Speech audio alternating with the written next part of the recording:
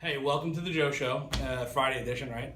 So I've got kind of an important person here with us. We're doing some work through John Parmenter at Center Reach Transmission. Good local guy building transmissions, well known in the transmission industry. And he says to me a couple months ago, "Hey, we got a project. We got to get involved. I'm happy to be involved." And I have here today Mr. Bill McNaughton. How are you today, sir? I'm good, Joe. I'm going to give you my son's coin. Look at this. Challenge coin, right? Challenge coin.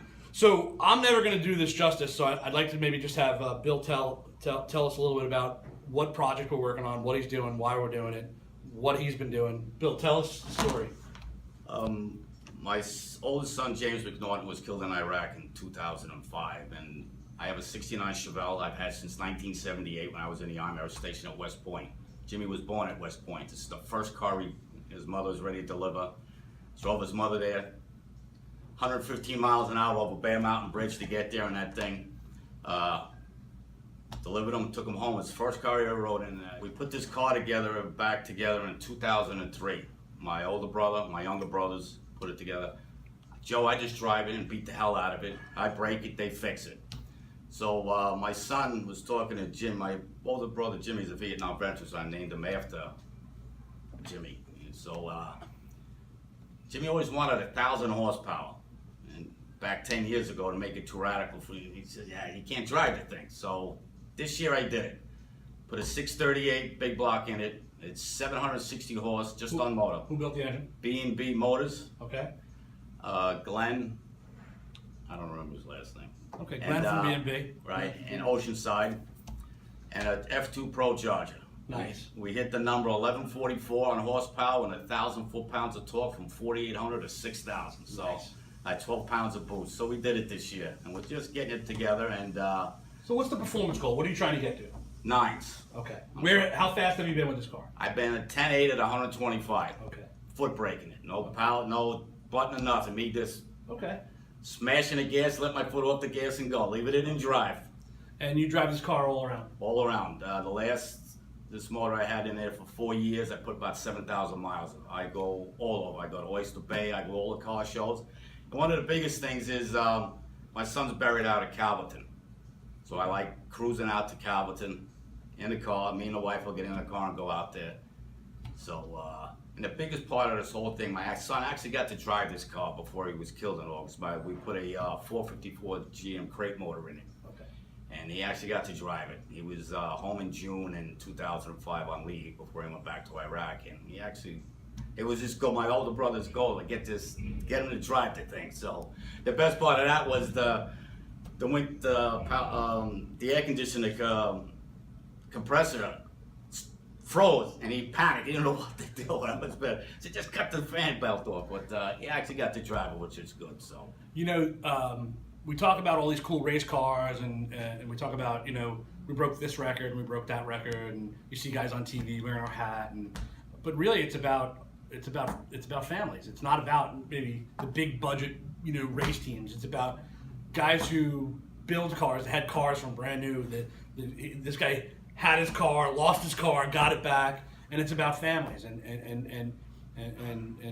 his family, their lives were kind of centered around building cars, and I'm always honored and humbled to understand that I get to do this for a living every day. I get to meet great people every day, all day long, and what they're doing here is not just about the cars. So unfortunately, he lost his son in Iraq, and Pro Torque we offer a military discount to our servicemen.